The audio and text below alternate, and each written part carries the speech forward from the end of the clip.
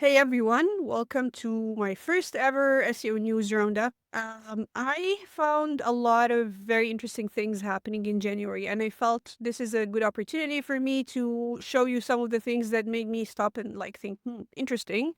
And I'm going through them in no specific order.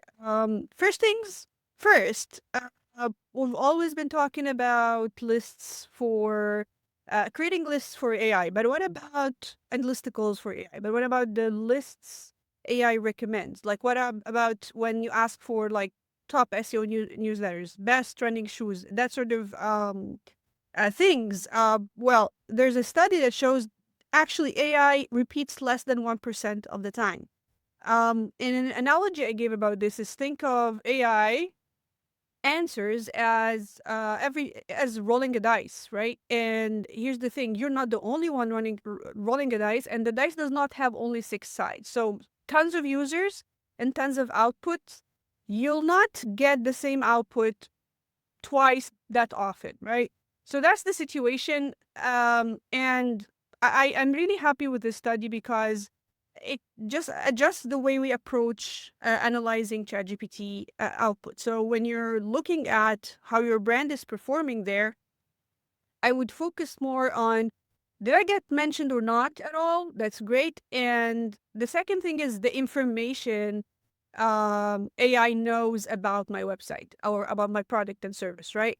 So this is where you may want to add a lot of focus. And then also, how can you get more cited? And here's something I learned actually this week so I run this SEO creator Slack meetup, and one person said something super, super interesting. This person added a button on their blog where it says summarized by ChatGPT. And every time you click on that, it takes you to ChatGPT and feeds ChatGPT like the URL of that blog and asks it to summarize it. And he noticed by doing that, and the more people visit the page and use that button and they're, feeding ChatGPT that URL and the content on that page, and over time they're getting more cited by ChatGPT because you're actually making ChatGPT read your content more. I mean, I feel that's an interesting thing I wanted to share. I really think it's something to keep in mind. And it also it's a good place to start if you're looking at considering, signing up for one of the AI monitoring tools, right? Second thing, yeah, Google is appealing the DOJ search distribution case because Google is trying to convince us they're not a monopoly. No comment. I feel this is a joke. Let's move on.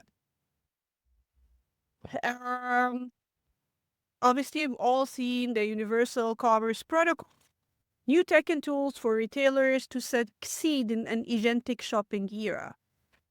Yeah, let's see if we're gonna succeed. If that's gonna help retailers really.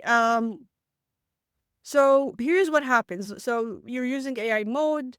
Uh, it suggests products. As you can see here in the screen. You'll be able to buy those products directly in AI mode using Google Pay. It's not a monopoly. Anyway, so let's see how this rolls out. Definitely worth if you're doing focusing on e-commerce SEO or you have e-commerce SEO clients. Definitely something worth experimenting and keeping an eye on. And now, I did find this thread very interesting. So, if a series of sister brands websites want to let the user know that they are related and owned by a larger company. Okay, so I actually had this multiple times, and I've came across this situation on multiple occasions with different clients and different websites. And I think the concern was not, hey, we want to let the people know, our users know that we, like all these websites are owned by us, or two different or more websites are owned by us. The concern was that you have two separate websites and they're linking to each other heavily, and there is no clear explanation of why. So, for example, website that is posting affiliate content for finance products, and then they have another website that's a finance academy, for example. So it can give the impression if you're linking to this finance academy way too much, it's just weird, right? It's spammy in a way. Anyway, so here, like Google, John Mueller says, it's a pretty common thing, and it should be that like no problem at scale. But what I see it's not the scale or not the scale, like in my opinion, and from what I've tried, it's just about transparency. So make it clear to Google in the footer, for example, or the about page. Hey, we are this organization and we manage the current website and this and that website as well. I've done that. Anytime I see the situation, that's one of the first things I do. So yeah, definitely something to keep in mind and to add on your tactics list, right? Uh, Next is okay. So this question I've seen so many times recently. Uh, why is my website not showing up in Google search, right? And in this situation here, um, this person has is using a free subdomain, right? Which come with obviously some challenges. And here's what John Mueller said: a free subdomain hosting service attracts a lot of spam and low effort content. It's a lot of work to maintain a high quality bar for a website, which is hard to qualify if nobody's getting paid to do that for you. This means opening up a shop on a site that's filled with potentially problematic flatmates. I think it's interesting because there is this domain, like subdomain and subfolder conversation we always have, and on a lot of occasions we know it's widely spread that Google treats subdomains as separate websites, right? So if you have, for example, sarah-tahir.com and then you decide to have newsletter.sarah-tahir.com, it's like you're starting on a new subdomain and on a new domain, right? The authority doesn't automatically get passed from the main domain. Um, and so, and such things. And um, actually, anyways, let's focus on this before I jump to something else. Um, However, apparently, if the domain is hosting a lot of subdomains that are not that good, it's not a good idea. It will impact your subdomain. So the relationship of subdomains with the main domain and with the other subdomains is not clear cut, right? There's a lot of backward and forward there. So if there's this example, like we all know Forbes got hit because they were doing this coupon thing, right? But they got hit on a specific subfolder because this is where the problematic content was. Geek for Geeks, if you remember the incident where it got hit all over the entire website, totally, and subdomains all removed from search. I think this is because the spam and low quality content was widespread all over the place. It was not in a place where Google can isolate it and remove that specific area. So why we always say that a subdomain, or a lot of people, I'm one of them, that say subdomain is treated as a new domain. It also doesn't matter what's happening on the rest of the website. So yeah, some food for thought. Next is this one. Google searches per US user fell nearly 20% year over year. So for every user in US that's searching Google, their search fell, the amount of searches they're making fell 20% year over year. Despite we've had reports last year from Google, search is thriving, people are searching way more. So it's interesting because we've heard those things, and now we have a study with those numbers from Data's data. And apparently, what we see here is there's a lot of people who are reliant on AI overviews, so they don't really search, like they get all the information they need there, apparently. because the analysis says what's driving the drop. AI powered answers and instant results are the most likely cause, right?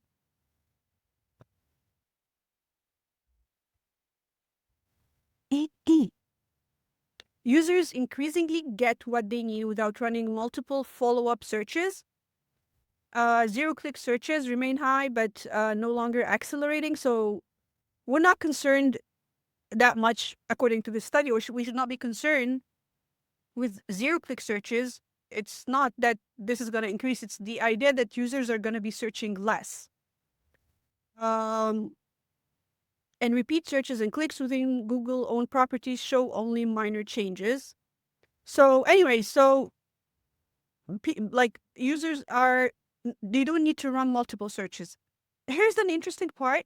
What about query fan out, right? So in AI mode, for example, it actually runs a lot of searches based off your search. So, I mean, AI mode, the adoption is really low right now. But as it grows, we're going to see an increase in searches. But it's not going to be because people are searching more. It's because AI is searching more for them. So yeah, that's what we have here. Next is Google AI overviews, follow-up questions, jump you directly to AI mode. This was very annoying, right? And I've seen this, and it really, and it's I say it more on mobile. I'm not sure. Please share your experience. I've talked to a few people, and I think it's more on mobile. It's very, very annoying. I hope Google is testing this because if you go to desktop, right?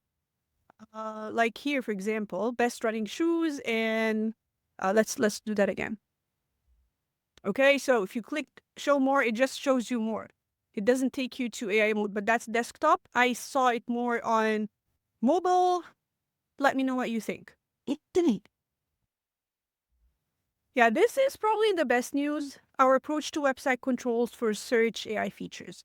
So, UK's Competition and Markets Authority, CMA, opened a consultation on potential new requirements for Google search, including on the controls we provide to websites to manage their content in search AI features. Finally, and I hope other countries follow suit. This is very, very important. We have been talking about this. I mean, it's horrible. Like you don't get the data. You don't get to know, okay, how is AI overviews impacting you? What type of traffic you're getting from there? You don't know that. And same with AI mode, right? And publishers also don't get top stories carousel data. Like, so Google decides what data you get, and also you don't have control over where your content is being used. Obviously, this is gonna impact if it gets rolled out, and publishers have the ability of opting out AI features. This is gonna be moving forward because AI models are already trained on your data. So this is probably going to impact future news or new things that have not been discussed or new information, right? Yeah, this question. Does extensive schema markup actually help large language models, LLMs, understand your entity better? Or is it just for Google rich snippets? This is one of the most common questions. I think John Mueller here gave a good answer-ish. So he said yes, no, and it depends, and I agree with this. Some structured data are very important for search, like product pricing, shipping, availability. So having this statement where you say all schema is useless is just not right. Any opportunity where structured data can help you get a featured snippet in search is definitely worth pursuing. So, and just something to keep in mind, and John Mueller's answers are about Google, not about ChatGPT, not about Perplexity, not about other LLMs, right? So I do agree that yes, no, and it depends. So it's on a case by case basis. I would look and what type of schema we're talking about. Last but not least, OpenAI moves on ChatGPT ads with impression based launch. I think this can be actually good news because we are all like how the ROI value of ChatGPT for businesses is a big question mark. Like we don't have any data, right? So having businesses to start running ads there and share, hey, this is what happened and this is the value we're getting and is it worth it or not is definitely something awesome and it can actually bring good news to us, right? Because what if it's like we want to see what's going to happen there? Are people really gonna um you know convert there and what type of conversion is it? How does it compare with organic? How does it compare with social ads, right? And that will put things into perspective. So that's the first thing. Second thing, it's a very interesting thing that the ChatGPT ads are impression based. They're not pay per click. They're impressions based. When I'm trying to understand why, is it people spend? Is it they don't want people? I'm just confused. Do they not want people? Did they feel they're getting a lot of usage on their platform and it's better for them to monetize that? And to according to what I read, it's like $60 per 1,000 views. So is that and according to people who are experts in ads, and that's not me definitely, they say that's on the higher end. So do you think they think this is better for them to monetize? I'm not sure why this choice, but it gets more interesting when you know that the type of ads you're gonna see are based on the context of the conversation you're having. They're not based on your like chat history, for example, and whatever questions you've asked or whatever ChatGPT knows about you. Um, Again, I'm not sure why they're making those choices. So it's gonna be interesting, and something we should keep an eye on. So yeah, that's that for today. I hope I covered a lot of interesting stuff. I hope I gave good thoughts. Let me know what you think, and I hope to do this at least once a month. So tell me what you think, so I could make it better next time. Thank you so much, and have a good one. Bye.